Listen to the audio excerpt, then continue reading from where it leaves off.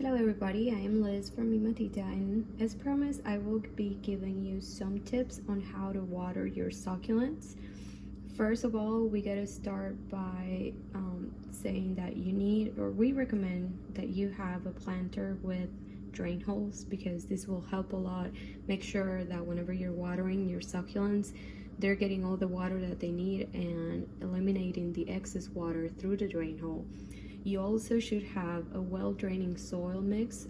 Succulents do not like dense soil, so when we make our own soil, and we use a combination of potting mix, perlite, and calcium clay to make sure it dries relatively quickly.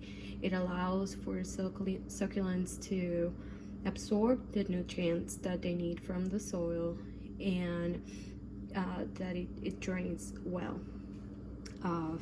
Okay, so this little baby here I have been letting dry.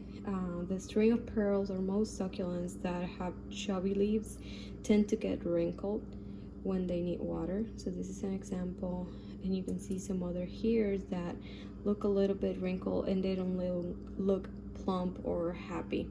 So this is a sign that they are thirsty. This one. Some succulents start acting up by, like, their leaves start to look like bent or a little sad, like I like to call them. They're not perky, like for example this one's, and you'll start seeing that with the bottom leaves. That's how they start drying up, from the bottom to the top.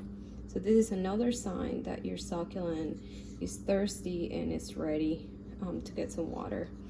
Other cases that are a little bit more extreme, and you wouldn't want to get here, is the leaves start drying off completely. I mean, succulents can lose leaves, and it happens, but if you see that they're turning yellowish, like this sempervivum here, or that the leaves is just dry, the leaf is just dry, it means it's time for a good soak.